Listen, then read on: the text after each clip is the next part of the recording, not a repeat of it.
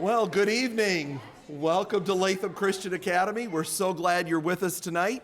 We're excited about the coming school year that we have. This is a lot of fun to see so many that we haven't seen in several months, and seeing the young people renewing acquaintances.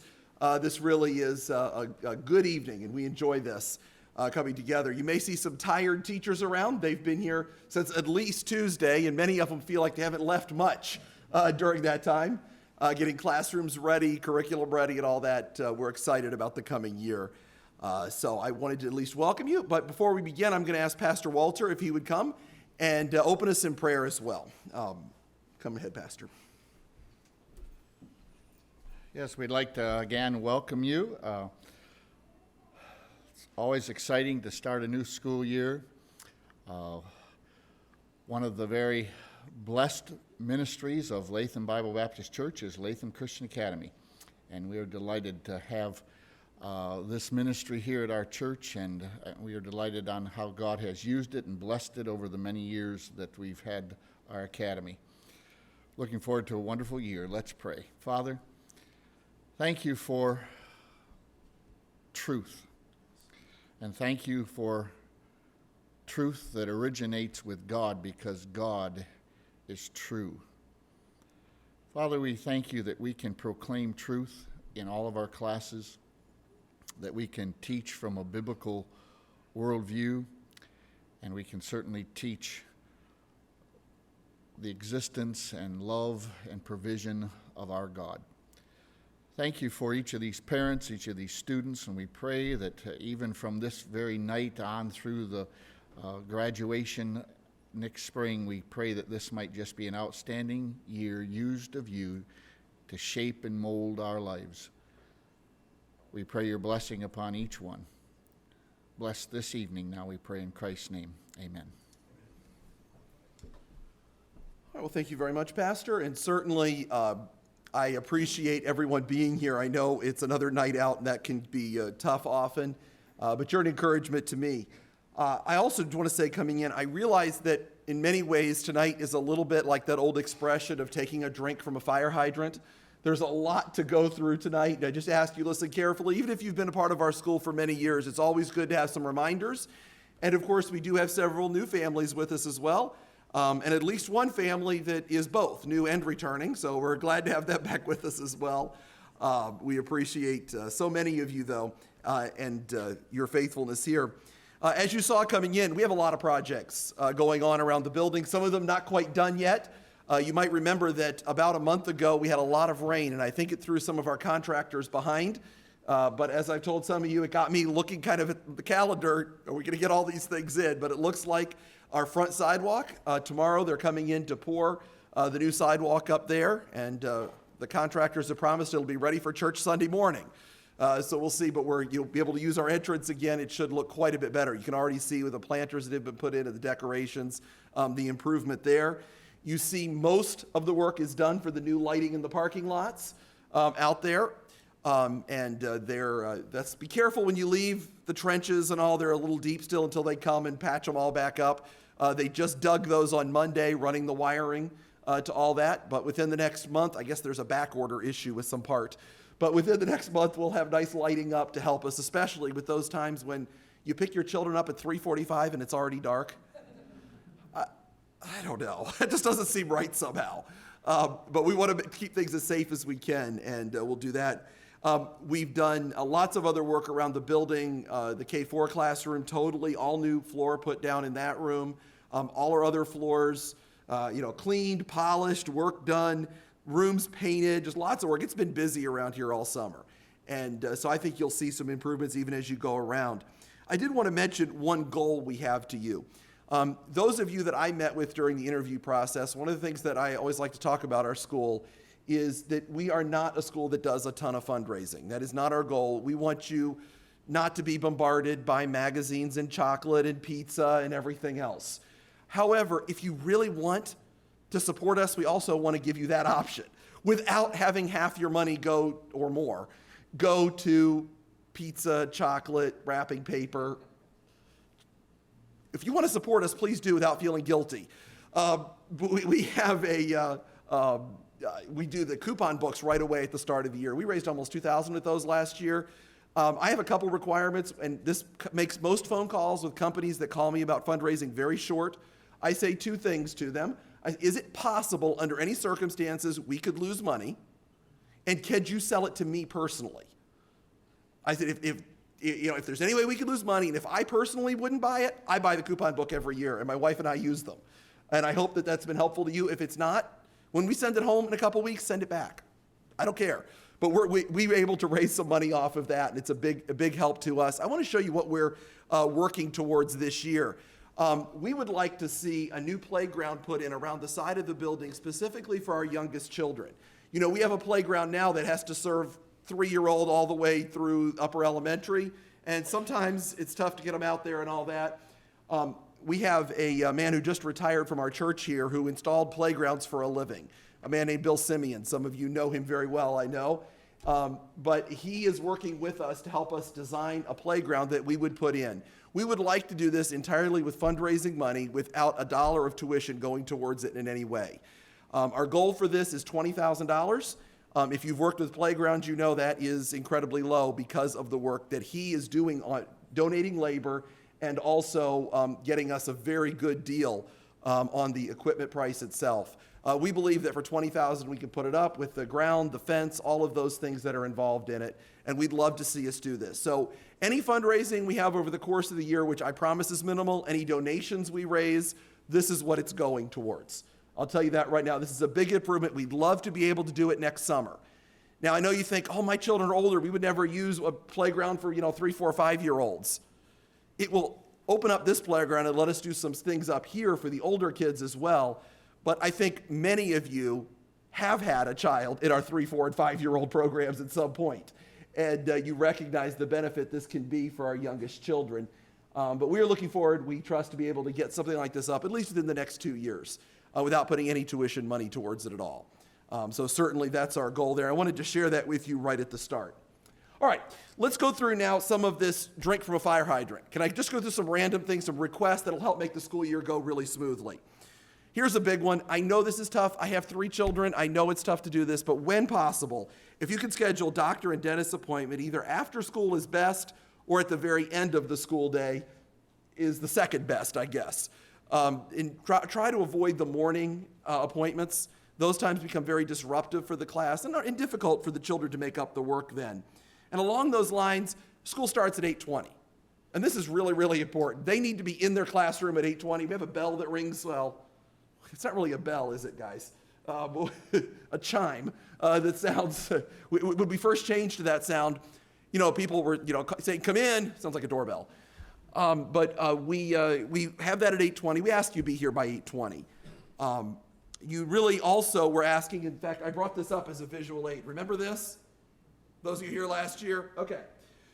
We added this to our hallway last year as a visual aid to help you remember. At 8:20, we're asking there be no more parents in the elementary hallway or up at the other end of the secondary hallway so that our teachers can focus on their job of teaching at that point. Oh, but I really have to talk to Mrs. Diggs. I really have to talk with her.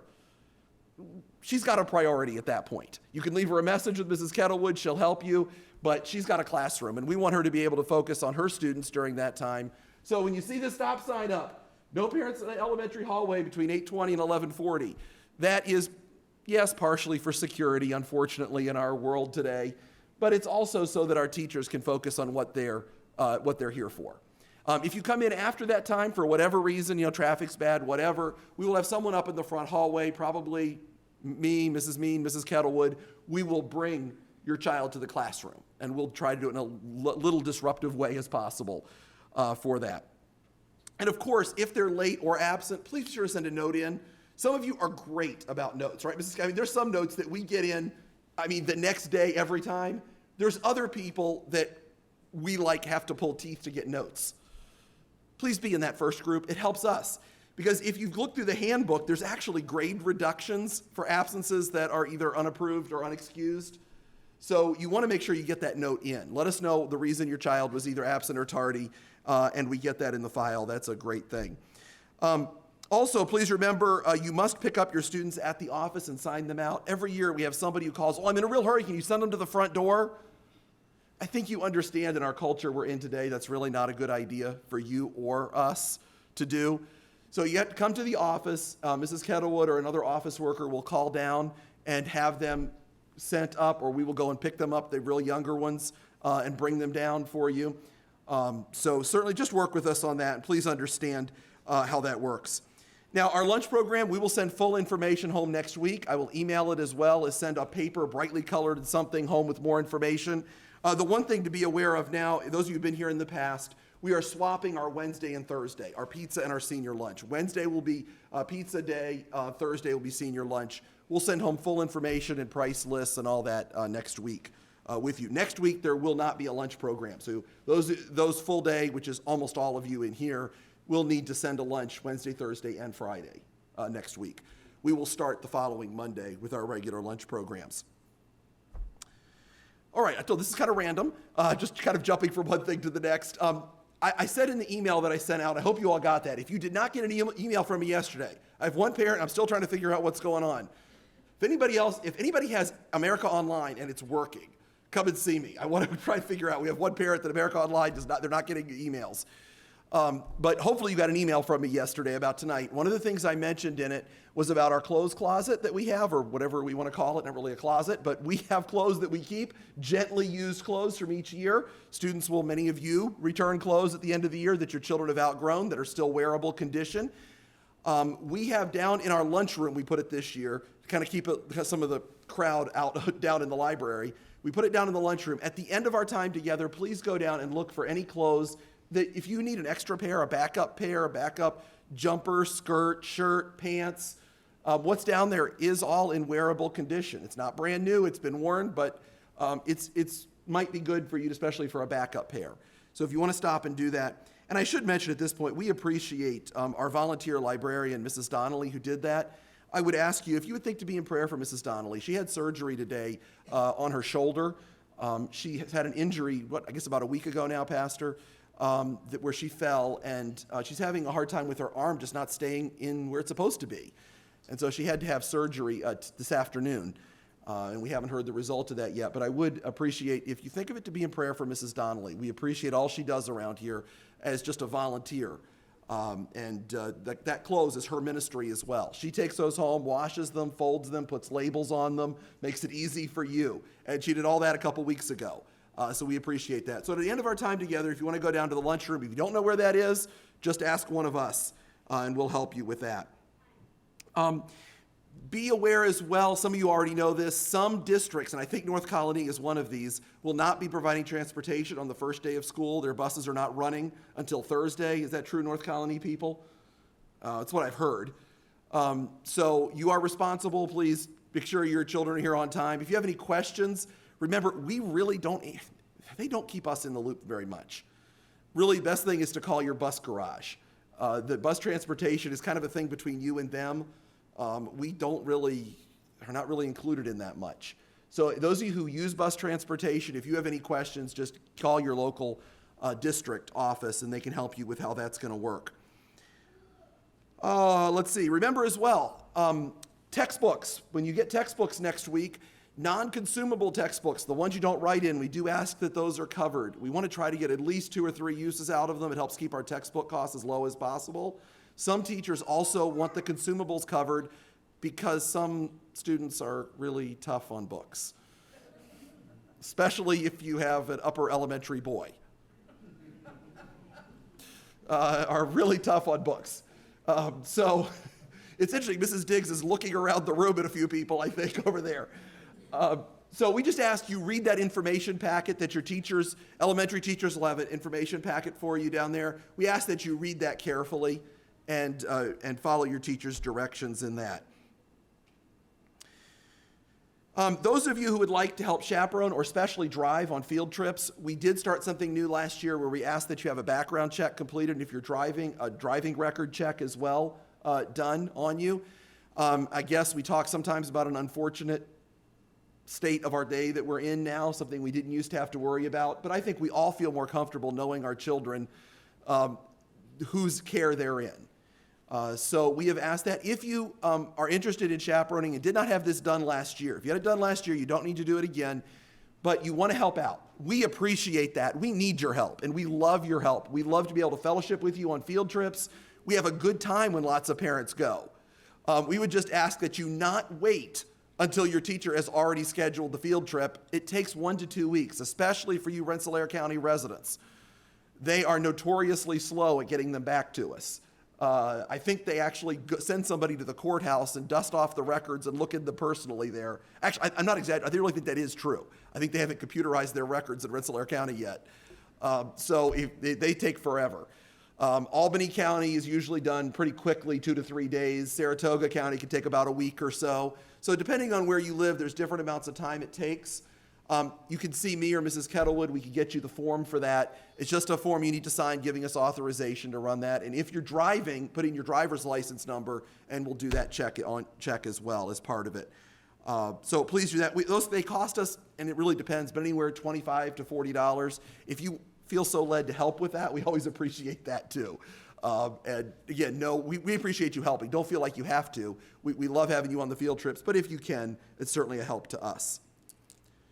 All right, one more of this kind of random list here. Third grade families. If you have a third grader, just one note, and I think most of you are aware of this, but because our third and fourth grades are combined, the third graders will be changing for PE. So they will need to have a set of clothes to change into. When our handbook was revised, we put fourth in it because at the time they weren't together, but it's very hard to have half a class doing it and half a class not doing it. So third graders will need that. See Mrs. Parker if you have any questions about that. All right, let's talk about something that every year I try my best to explain, and that is this chart that looks nothing like our real parking lot. It has arrows all over it. It's crazy. Please help us with the parking lot. We are really about at the maximum end of what our parking lot can handle with the number of people that are in and out of here between 8 and 8:30. We have a lot of people through here and a lot of buses come through here.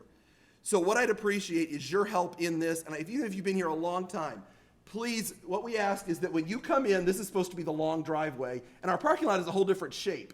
But if I made this the right shape, you'd all have to turn your head sideways. So I think we'll just illustrate it this way. When you come in, make a hard left all the way around, follow the parking lot around. This is like where our dumpster is in this area, and there's a storage shed over here. If you come over, come down this way, and you can park, and there's a lot of spots. There's way more than it looks on here. But find a spot in there. We'll have some spots over here open again this year as well. I'll have cones set up to guide where we can park. But pull into any of these spots. If it's a spot up here, I know it's tempting. People want to come in, zip in here, and zip into the spot. Please don't do that. Please, I just ask you. And I don't understand. It seems so fast. It saves so much time to do it, and I'm in a hurry to get to work. That's how accidents happen. When people get in a hurry to go to work, they think it doesn't apply to them. Please do it this way. Come in, loop around. Please do not park or pull in front of any of these spots. Every year, I put a cone, those who've been here, my cones with my nice little yellow ropes until the snow comes that we put out, and I have people that pull under the ropes. We had somebody last year, I actually don't know who this is, so if it's you, I'm sorry, I'm not trying to embarrass anybody, but I heard a story last year how somebody did that and then got the rope attached to their car and started to pull away with dragging a couple of cones with them. I don't know who that was, but I just heard the story. I kind of wish it had gotten on our security cameras because we might have made some money off of it off one of these funniest video shows, pulling away with the cones still attached. But please don't. The cones are there for a reason. And I think if you think about it, you'll see why we don't want you parking up here. Children are walking behind you. I know there's a new law that says all cars have to have backup cameras by like 2017. But I'm guessing most of your cars don't right now have those nice little cameras in them or alarm and there's somebody behind you. We've had several close calls, and you know when it's happened? It's people who have taken, there's several handicap spots here, and people, it's raining really hard, and I just have to run my child in, and so they pull into that handicap spot. Well, it's raining, and that's when people aren't paying as careful attention to the pedestrians either, right? And they start walking in behind. About 3 years ago, we had a very, very close call, and when I saw it on the security camera, it really scared me. A child that was almost hit in this spot right up here by somebody backing out in a rainstorm. So if I come to you and say, please don't do it, it is not by any means that I want to make your life miserable, I want to make you late for work or anything like that.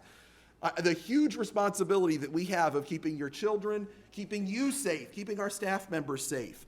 And it just works better if they're without this right here, people are walking behind all the time. So that's why we roped that off during the school day. And please understand why. Now, if you have legitimate handicap need, park in those spots.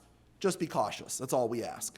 Those of you who have the handicap plates and you need to park close, hey, I understand that. My father finally got his. I think it was an embarrassing thing for him for a long time that he needed it. But now he loves it, that he finally got a doctor to sign off for him. I understand those who need it. Please use those spots. Just be careful. Okay? Remember, 5 miles an hour is the parking lot speed limit. Yes, I know it seems really slow. But every time of year, in this time of the year, we have people out mowing. But you really want to hit a riding lawnmower and the person on it? Be careful, 5 miles an hour. Often there are people coming out of cars, children around. Just go that speed. I know it's slow. Just please, thank you. Remember to follow directions of bus drivers.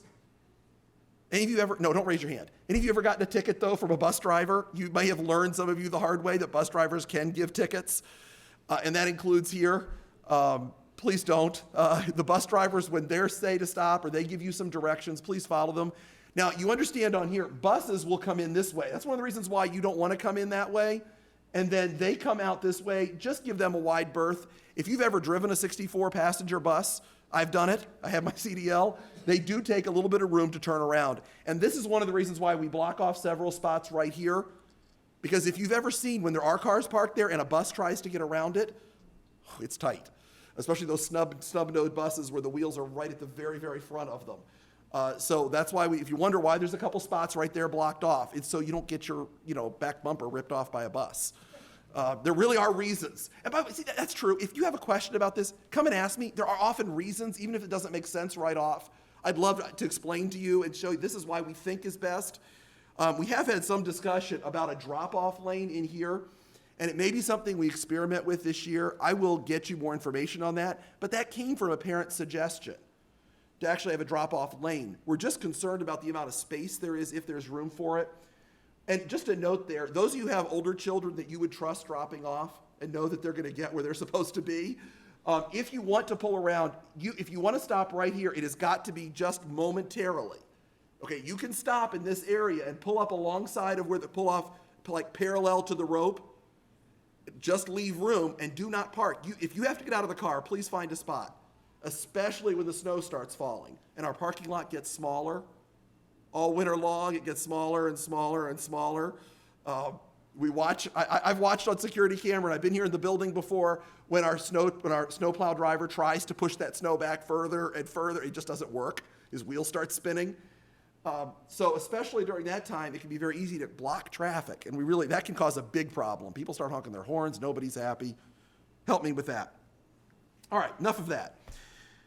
Please remember to save box tops, Campbell's soup labels, and if you shop at Price Chopper or Target, they both have ways you can register. I'm not asking you to spend any extra money, but we get hundreds of dollars of supplies and actual cash through this. If you use Campbell's, everybody uses Campbell's tomato soup during the winter, right? I mean, that's just, you've got to. I remember my mom buying the store brand and then mixing it with water instead of milk. I'm like, come on, Mom, what are you doing to us? But it's good stuff. Just clip off that little thing that says labels for education. It's amazing the supplies, PE supplies, art supplies that we get from that every year. It's a huge help, and it helps us keep our tuition low, so it really benefits you. Just those few seconds, send them in. I know at least a couple of the teachers offer some special rewards too. Not all the teachers do, but a couple teachers have some special rewards to help motivate you to get those in as well. All right, extended session. A couple reminders about extended session. First of all, we close at 5:30. Now, don't worry, we're not going to leave your child. But starting at 5:30, it becomes $1 a minute per child. You really don't want to fall in that boat. Some of you probably have in this room. It's happened before. I always recommend that if you're somebody who you're borderline, have a friend or somebody you can call and say, I'm running a little late today. Can you pick my child up? Most days it's going to be Mrs. Rourke, and I'll introduce our full staff in a minute here, but it's going to be her there. She has a family. She has people to get home to and all this as well. We would certainly appreciate it if she can be able to leave at 5:30. So that's a big help to us. Please understand, we do close at 5:30. There is a number you can call, though. If you need to get a message to Mrs. Rourke, you can call or text, only if the office is already closed. Most days, that's about 3:45, the office closes. But if you call the office and you don't get an answer, and you really need to get a hold, your child's in extended session, you can either call or text. This is a new number from last year. So if you have the old number, you can erase it from your phones, put this number in your phone. During the day, it won't even get answered. So this is just for extended session. Mrs. Rourke or another extended session worker will have this phone with them. And again, we want them watching your children, not answering the phone anyway, right? So this is not something to use regularly, but if something comes up and you need to let them know that, hey, I told my child I was going to be there at 5. I don't want him panicking. My boss had me stay at work a little later, or maybe Uncle Joe is coming to pick us up. Let my child know so he doesn't panic. You can call Mrs. Rourke and give her that. That's 591-9300. 591-9300 is that number for extended session. Especially those of you who are new this year, please understand, for everybody's protection, we are going to ask that you show ID when you first come in until we get to know you. That's just for everybody's safety. If somebody else is going to pick your child up, in fact, let me this is 2 announcements at once, let me make. We have, and I forgot to bring mine up with me, I forgot my visual aid. Family verification forms. Those of you who've been here before, you're used to these, very tiny print and a bunch of grids all over the page. We would like you to pick one of those up.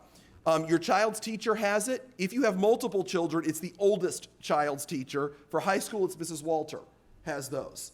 Please pick one of those up and check the information. One of the most important things, though, is who has permission to pick your child up. There's a list printed on there of what we had from last year. Or if you're new this year, it's probably just mom and dad on there. If there's anybody else you want to add, this is a great time. Just write it at the bottom and say, so-and-so and so-and-so have my permission to pick my child up. We get that list to our extended session workers, so when they check ID, they know if this is legitimate. We've never had an incident, to my knowledge here, of someone who's tried to do it. We never want to have one, of the wrong person trying to pick somebody up. So even if you have teenagers, can you please get us that information? It just protects everybody. And you can just write that on that form. Check everything. Check the email address, phone numbers. Every year we have people that only give us one phone number. Mrs. Kettlewood and I wonder about it sometime. When we look at, there's one phone number. Who just has one phone number these days? Okay, maybe there are a few. Most of you have a work number, 2 or 3 cell phone numbers. I don't know, does anybody still have pagers out there anymore? I don't know, but there's usually multiple ways to get a hold of you. If you could share as many of those with us as possible, because the one day your child is sick will be the one day you leave your cell phone at home and you go to work without it and we're trying to get a hold of you. Please, don't let that happen. It happens every year. We're like, oh, this child's sick. Why is she still here? Oh, we can't get a hold of mom and dad. Oh, you feel bad for the poor child when that happens. So please make sure, give us as many numbers as you can. Check the numbers that are there. Be a big help for all of us. And remember as well that if we're inside for extended session and you call, well, I'm out front, can you send them out? No, we can't. I'm sorry. We can't do that. That's for everybody's safety. Even on the playground, we ask that you park your car or come and get them so we're not sending children running out. Especially late in the day, there may only be 1 or 2 workers with them. And we really feel it's not a safe thing to do. So please don't ask our people to do that. Call and say, hey, I'm here, but it's raining, it's snowing, it's cold. Can you send them out? Usually that's the worst time to do it. So please don't. I appreciate your help there. All right. Just a couple more things, but I think I've gotten most of the staff that are going to be here. So let me go through, and many of you know some of these people, but I want you to get a picture of our staff that's here this year. First of all, Mrs. Betty Mean, if you would stand.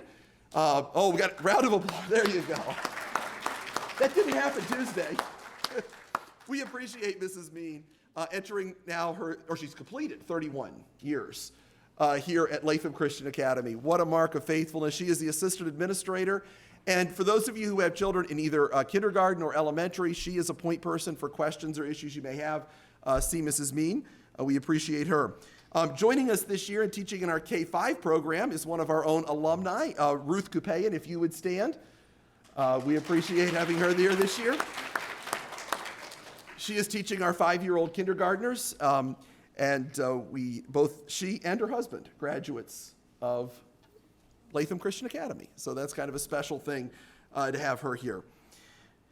Our first grade teacher is Mrs. Laura Coonrod. She is out of town tonight, and some of you know why. She is bringing her son to college down at Pensacola. He is starting as a freshman down there. I don't know if there's any first grade families here that didn't get the message. She tried to meet with everybody ahead of time. If you have questions, see Mrs. Mean. at the end. I don't know if there's any first grade families here. If you have any questions, though, just see Mrs. Mean.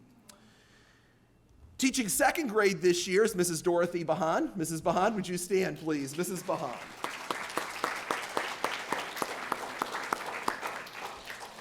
Last year completed Mrs. Bahan's 40th year as a teacher. We really appreciate Mrs. Bahan's faithfulness. We love having her here. And I don't know, she is teaching second grade this year. She has taught many different grades and levels and has always been a blessing at each one. You second grade parents are in for a real treat this year. Back teaching third and fourth grade is Mrs. Kelly Parker. Mrs. Parker, if you would stand. Mrs. Parker loves her third and fourth grade and is back in teaching that. And then teaching fifth and sixth grade is Mrs. Lori Diggs. Mrs. Diggs, if you would stand. Mrs. Diggs and I have common in our love for the English language and grammar and the system and diagramming. I just love coming in her class and she's teaching diagramming and watching that. Many of you realize for 13 years I taught high school English at my previous school. So I love that Mrs. Diggs on language. The teaching in our high school, first of all, Mrs. Pat Hamilton. She teaches distance learning and some math classes. Mrs. Hamilton has had a lot of children that have graduated from this school. 6 children that have graduated from this school. Wow, that's amazing. So we appreciate her and her faithfulness and her love for the Lord. Many of you know that her husband is a local pastor in our area as well. So we appreciate Pastor Hamilton and his faithful ministry as well. And I guess I should have said that about Mrs. Kupayan as well, that her husband is also a pastor in the area, and appreciate getting to know Sam a lot as well. Then next, Mrs. Annie Kupayan, who teaches PE and music at a lot of different levels. Good to have Mrs. Kupayan as part of our staff this year. Then Mrs. Sue Walter. Mrs. Walter teaches math and science classes. There's Mrs. Walter. Some of you have an idea how tough it is to have a math and science teacher in a Christian school, and especially of the credentials and quality that Mrs. Walter is. We are really blessed to have her here. Teaching in English and then a whole bunch of junior high classes, we appreciate Mrs. Bethany O'Rourke. Mrs. O'Rourke, where are you? Oh, she's over there. So good to have Mrs. O'Rourke here. How many years is this now here? 10? 11th year here at LCA. So we appreciate Mrs. O'Rourke as well. You met earlier Pastor Walter. He will teach senior high boys Bible, and you'll see him in chapel as well regularly. Then, let me introduce some of our staff members to you that are just such an important part of what we do. First of all, Mrs. Patty